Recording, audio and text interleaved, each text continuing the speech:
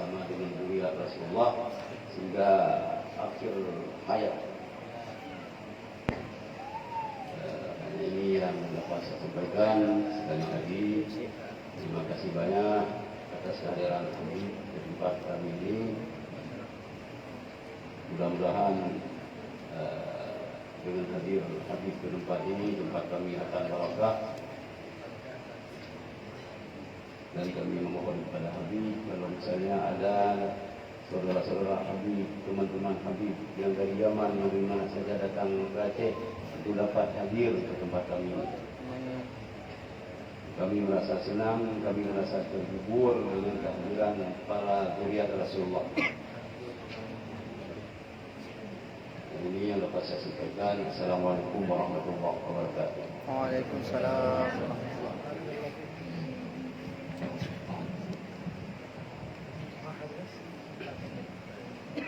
Bismillah. Alhamdulillah. Alhamdulillah ala ni'matil Islam wa kafa biha an-ni'mah. إن الدين عند الله الإسلام قل اللهم مالك الملك تؤتي الملك من تشاء وتنزع الملك من تشاء وتعز من تشاء وتذل من تشاء بيدك الخير إنك على كل شيء قدير. السلام عليكم ورحمة الله وبركاته.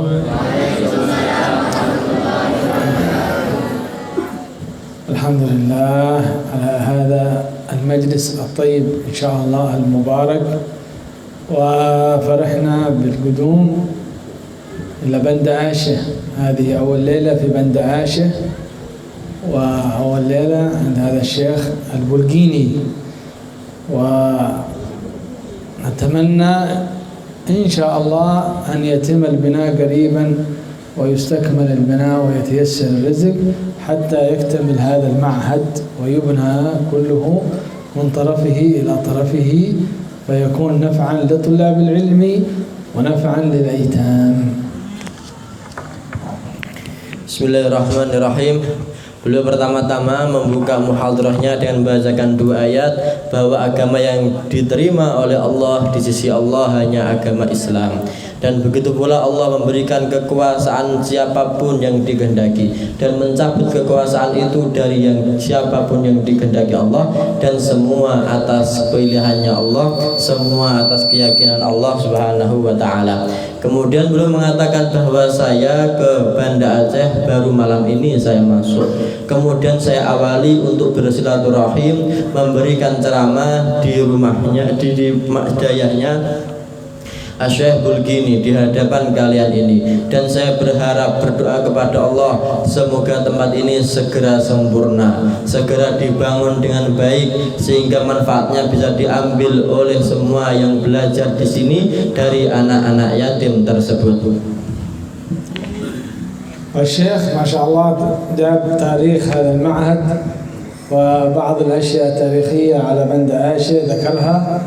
ذكر أيضا أنه يحب أهل البيت ويتمنى أن يرزقه الله مع ذريته الحياة والنظر إليهم والموت والحشر معهم، وهذه يسيرة على من يسرها الله له وصعبة على من صعبها الله عليه، ولكن الفضل بيد الله يؤتيه من يشاء. Kemudian tadi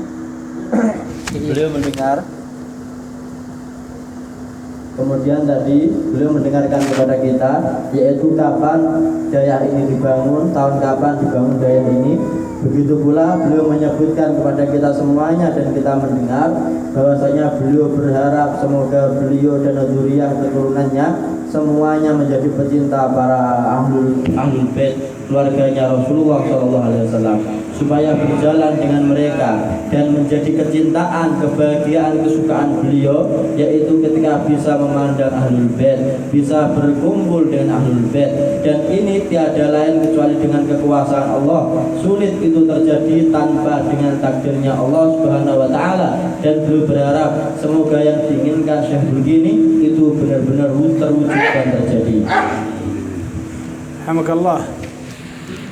نعم، وهكذا هم أهل البيت هم نجوم الأرض كما أن هذه النجوم التي تضيء في السماء تهدي الحائرين.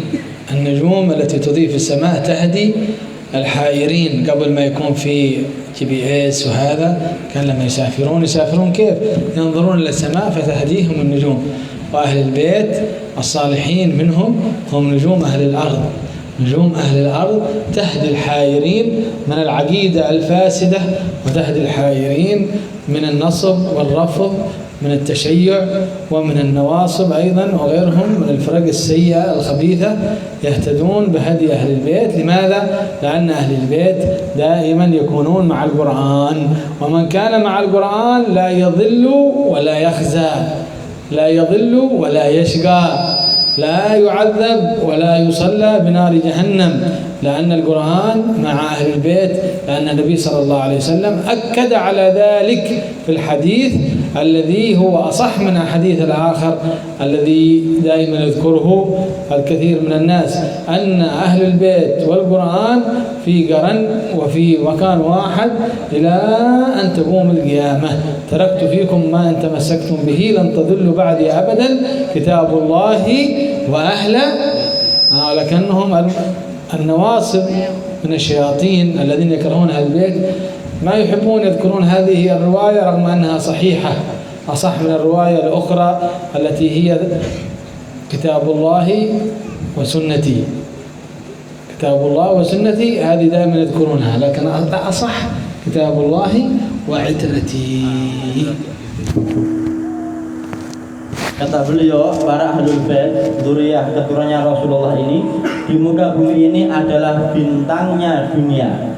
Sebagaimana langit ada bintangnya, sehingga langit yang gulita menjadi terang karena ada bintangnya. Bintang di langit menunjukkan bagi orang-orang yang bingung arah, maka mereka melihat ke atas, memandang bintang, kemudian bisa mengetahui mana jalan yang benar. Dan begitu pula di bumi, kalau kita ingin selalu dalam kebenaran, maka pandanglah bintang-bintang yang ada di bumi ini, yaitu keluarganya Rasulullah. Seperti itu kata Rasulullah, mengibaratkan keluarganya bagaikan bintang di muka bumi ini, sebagaimana ada bintang yaitu di langit. Ini zaman dulu, langit ini ada bintangnya, bintang menunjukkan bagi mereka yang tidak tahu arah.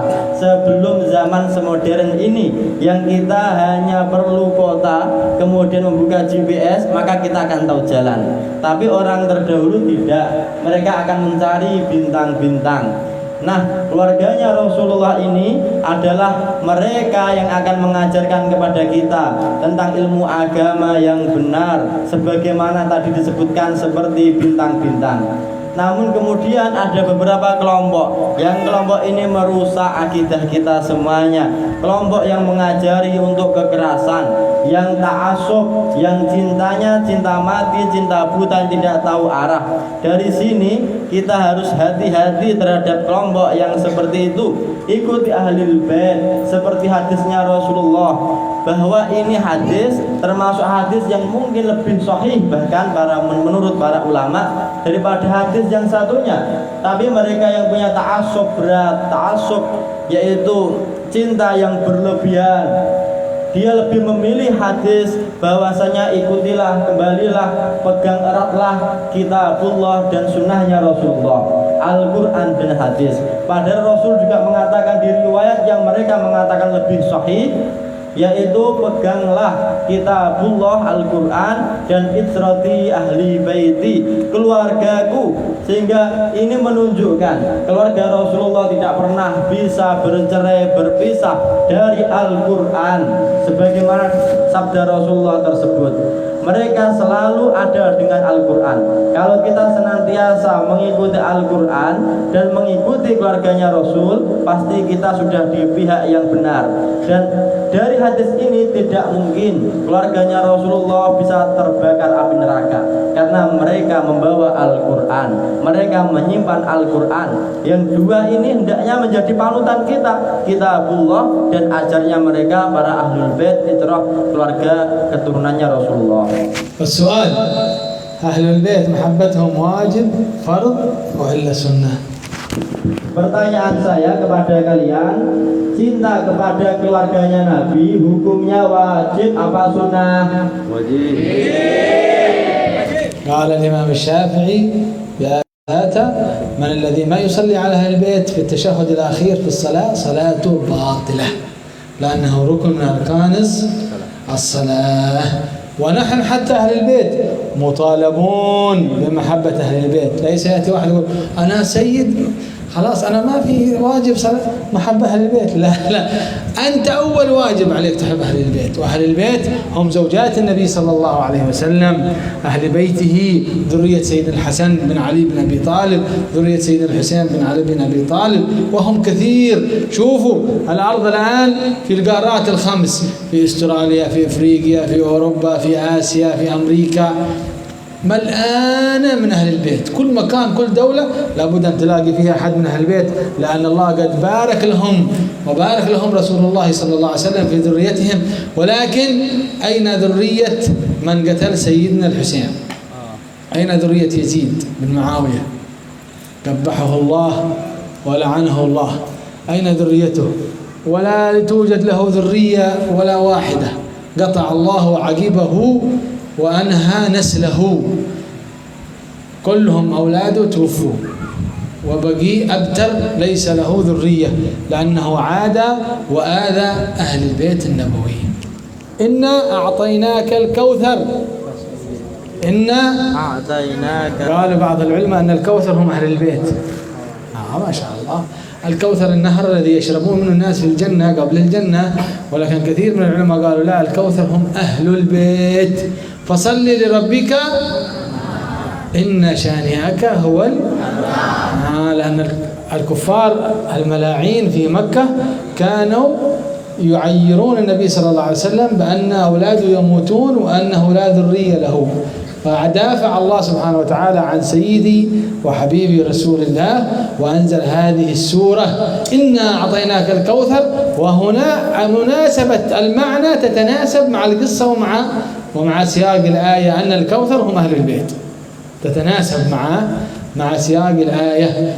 فبقي عقب النبي صلى الله عليه وسلم وذريته في القارات الخمس إلى الآن، وسيبقون إلى أن تنتهي هذه الدنيا، ولن تقوم الدنيا وفي الأرض أحد من أهل البيت، لأنهم مكان أو لأنهم مصدر للرحمة والنظر، لأن القيامة لا تقوم إلا على أسوأ وشرار وأخبث أهل الأرض، فلذلك يموتون أهل البيت قبل القيامة حتى تقوم القيامة. Ya benar, yaitu cinta kepada keluarganya Nabi hukumnya wajib. Sebagaimana kata Imam Asy-Syafi'i bahwasanya mencintai kalian wahai keluarganya Nabi adalah hukumnya fardu, hukumnya wajib, dan cukuplah menjadi kebanggaan untuk kalian karena orang yang tidak membacakan sholawat kepada kalian di sholatnya, yaitu tasyahud akhir, maka sholatnya tidak dianggap atau sholat itu batal. Sehingga kita hendaknya wajib membaca sholawat kepada keluarganya Nabi di tasyahud, di tahiyat akhir kita semuanya. Lalu seperti ini, bagaimana hukumnya tentang sayyid dengan sayyid yang lain? Apakah hanya selain sayyid yang hukumnya wajib untuk mencintai sayyid? Bukan. Kata beliau sampai saya sendiri, yaitu beliau Ahlul Bait terus juga diwajibkan untuk mencintai Ahlul Bait, untuk mencintai para habaib, para sadah. Sehingga semuanya tidak hanya selain sadah pun dituntut untuk mencintai sadah yang lain. Mereka harus saling mencintai.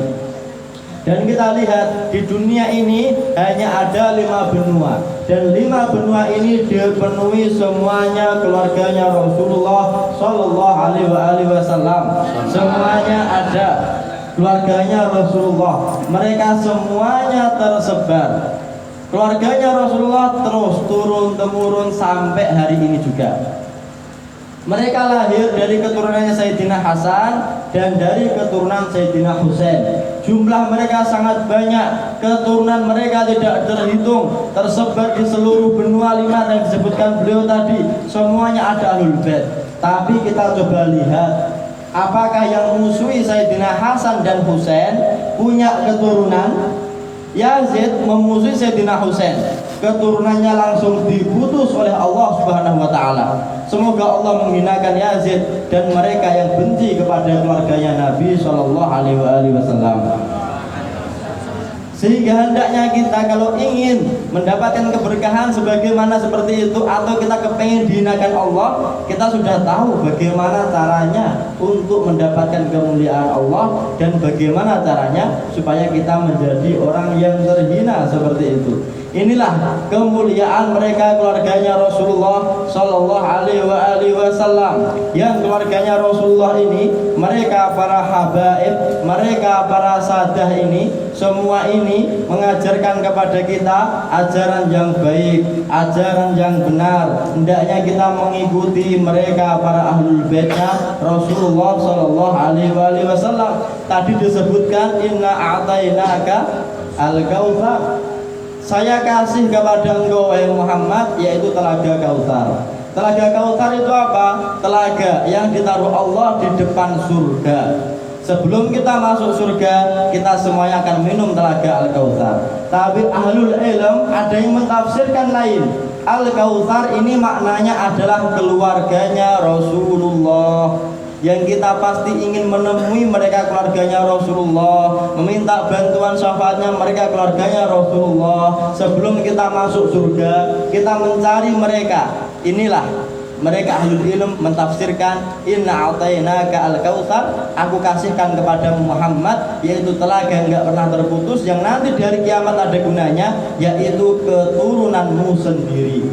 Dan kemudian ayat yang paling akhir di sini Allah memusuhi, melaknat mereka yang membenci Rasulullah dari orang kafir, yang menghina Rasulullah, kamu tidak punya keturunan wahai Muhammad. Kemudian Allah membantahnya, tidak, Rasulullah punya keturunan.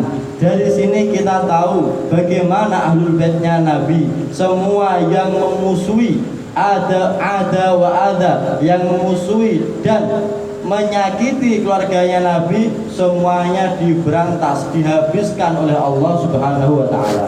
ولذلك كثير من العلماء قالوا أن الذي يوغل يتوغل ويوغل. بعض العلماء قالوا وكثير منهم الذي يتوغل قالوا ويوغل في كره أهل البيت يموت على سوء الخاتمة، لأنه كثير ممن آذوا للبيت ظهرت عليهم هذه العلامات، علامات سوء الخاتمة. ولذلك هناك حديث يخوف جدا جدا في محبة أهل البيت. يقول النبي صلى الله عليه وسلم لو صفن رجل بين الركن والمقام 70 عاما ومات مبغضا لأهل بيتي حشره الله مع اليهود. لو بقي رجل يتعبد ويتهجد ويقرأ القرآن ويصلي حتى ما يروح إلى حمام ولا يقضي حاجته ولا يذهب إلى أي مكان ولا يأكل 70 عام بين الركن والمقام في مكة، ولكنه لا يحب أهل البيت حشره الله مع اليهود، يعني يموت على سوء خاتمة. Bagi mereka yang membenci keluarganya Rasulullah, dikhawatirkan wafatnya dalam keadaan su'ul khatimah. Karena ada hadisnya sendiri dari Rasulullah, yang hadis ini kalau kita ketahui sangat menakutkan, sangat mengkhawatirkan terhadap keadaan kita nanti di hari kiamat bagaimana. Yaitu Rasulullah bersabda, siapa saja yang sholat beribadah di antara makam Ibrahim dan Hajar Aswad, rukunnya Ka'bah, sholat di situ, beribadah di situ selama 70 tahun, ke kamar mandi ditahan, mau pergi ditahan, mau istirahat ditahan, semuanya beribadah selama 70 tahun. Tapi di dalam hatinya menyimpan rasa benci kepada keluarganya Rasulullah, maka dia kelak di hari kiamat dikumpulkan dengan orang-orang Yahudi. وهذا الزمن زمن الفتنة للأسف.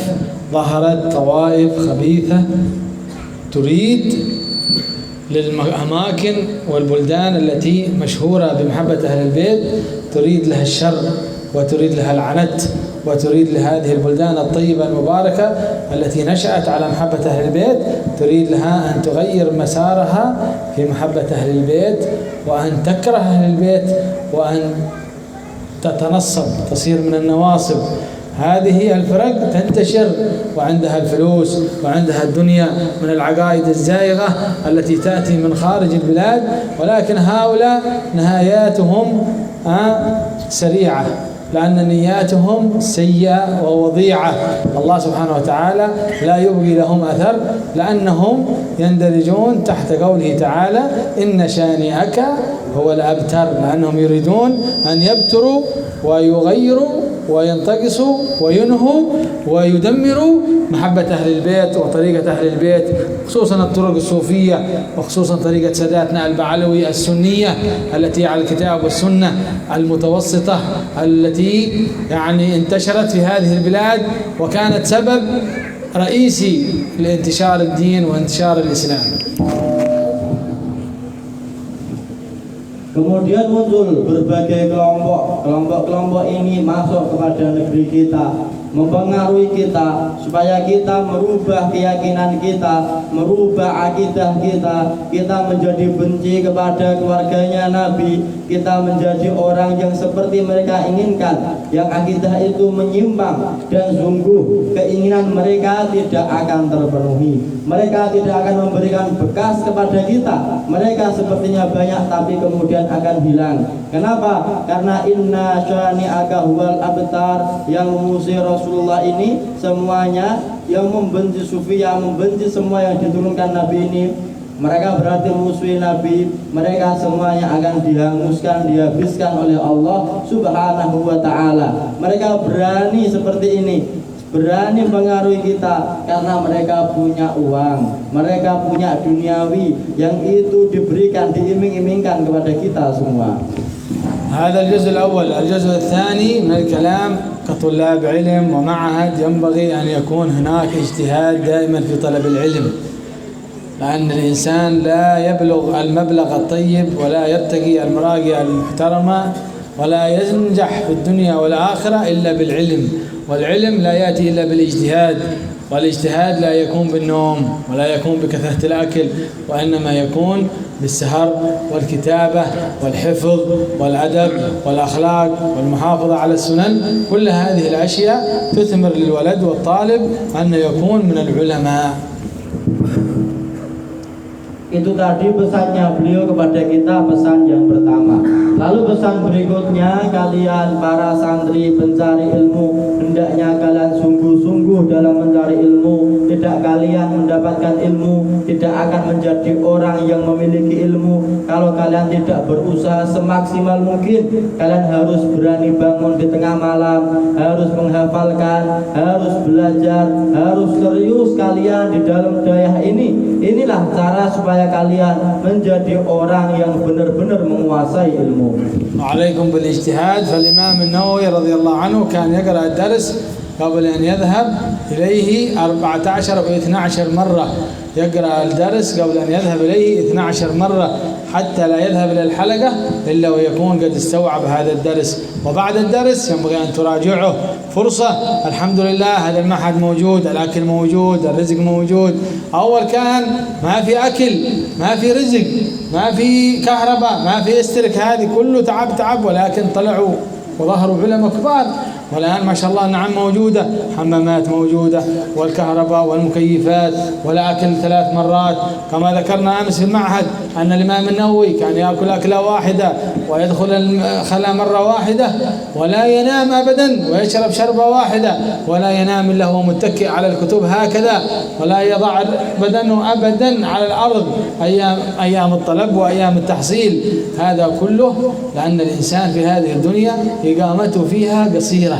الإقامة الحقيقية هي في البرزخ، الإقامة الحقيقية هي يوم القيامة، يوم الآخرة، هناك يستريح الإنسان. أما الدنيا لا يوجد فيها راحة. قال الإمام الحداد: عجبت للأحمق كيف يظن أنه هناك راحة في الدنيا. لا توجد راحة في الدنيا، لا يستريح في الدنيا إلا الأحمق الغبي المغروم، ما في عقل، هذا يستريح في الدنيا. أما الإنسان العاقل ما يستطيع أن يستريح في الدنيا، لأن الدنيا هي دار ممر لا دار مقر، مثل السفينة، مثل السيارة تنقلك من آشئ بند آشئ إلى ميدان، خلاص هذه الدنيا تنقلك من مكان إلى مكان.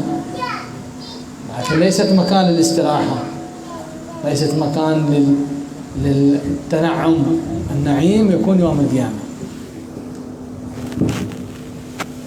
Sebagaimana Imam An-Nawawi, beliau tidak akan masuk ke dalam kelas mengikuti pelajaran sebelum beliau murojaah, membaca apa yang akan dipelajari nanti, yaitu 12 kali atau 15 kali. Sehingga ketika guru ini menerangkan, dia sudah membacanya 12 atau sekitar 15 kali.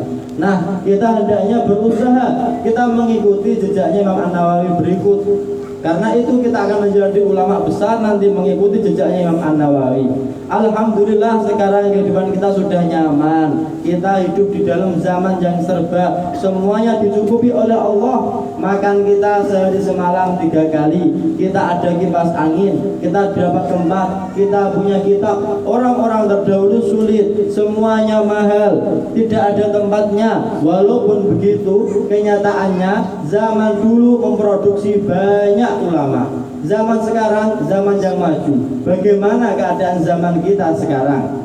Nah, kita mengikuti bagaimana jejak ulama dulu. Imam An-Nawawi ini beliau disebutkan sehari semalam makan cuma sekali, minumnya cuma sekali, masuk ke kamar mandi cuma sekali.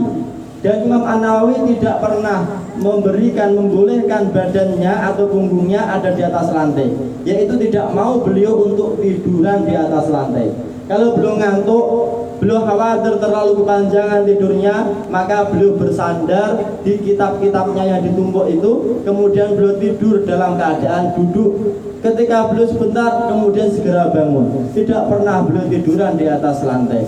Maka kata Imam Al-Haddad, saya sangat terheran-heran dari orang yang paling dulu, yaitu orang bodohnya bodoh yang kuadrat. Ketika mereka beristirahat di dunia ini, mereka tenang-tenang, santai begitu saja hidup di dunia ini. Bagaimana mereka bisa beristirahat di dunia yang seperti ini, yang kita diharuskan beribadah kepada Allah Subhanahu wa Ta'ala?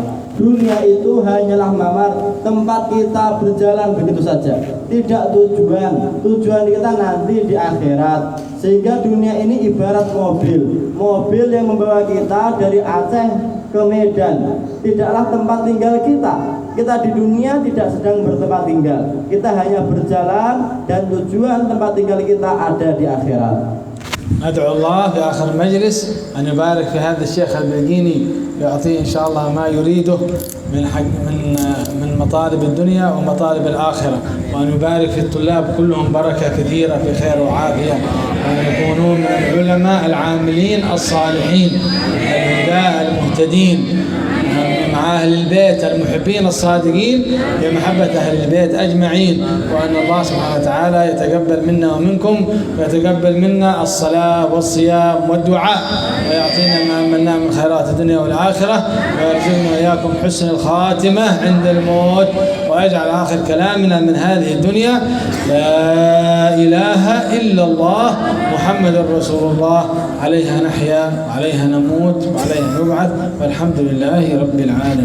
الفاتحة. أعوذ بالله من الشيطان الرجيم.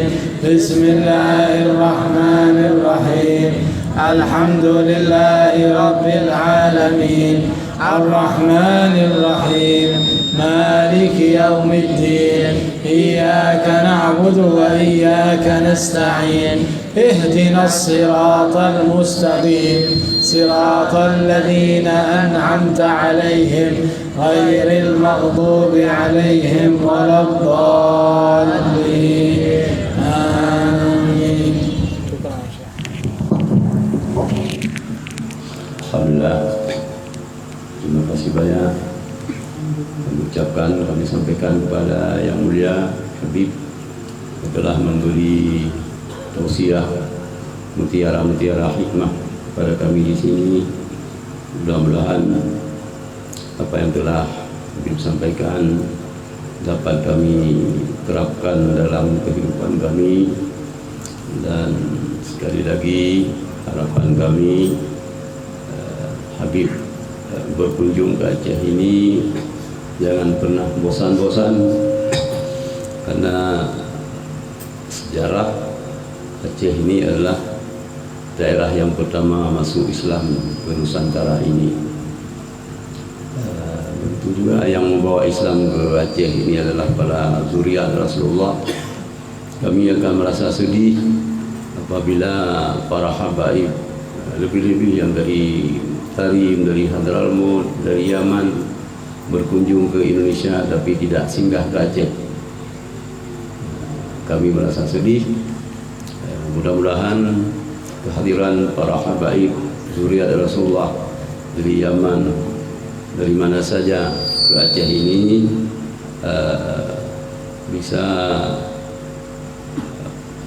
menjadikan orang Aceh cinta kepada Rasulullah, cinta kepada Ahlul Bait, dan mudah-mudahan aliran-aliran yang menyimpang, aliran-aliran yang anti terhadap zuriat Rasulullah dapat hilang di Aceh, dan bendera Ahlus Sunnah wal Jamaah Al-Asy'ariyah Maturidiyah As-Sufiyah akan terus berkembang di Aceh hingga hari kiamat. Terima kasih. Semoga Allah Subhanahu wa taala melimpahkan rahmat dan maunah kepada Habib dan keluarga dalam rangka menyebarkan warisan daripada Rasulullah sallallahu alaihi wasallam. Ya, ini sekarang anak-anak kayak mau musalaman dengan Habib. Ya, sah. Dulu. Salamannya dengan hati. Oh, dengan hati. Ini ya, mau ditahlil. Jibai mau. Nah. Hah? Ini Muhammad Ridhi, ini juga Muhammad Ridhi. Ini dua-dua. Beda 3 hari. Jibai. Beda 3 hari ya. Ini apa?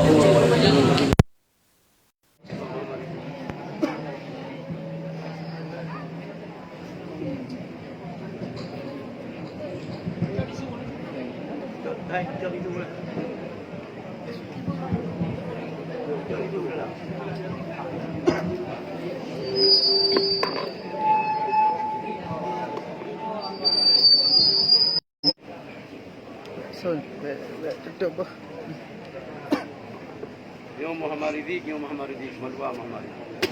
Baraka insyaallah. Baraka insyaallah.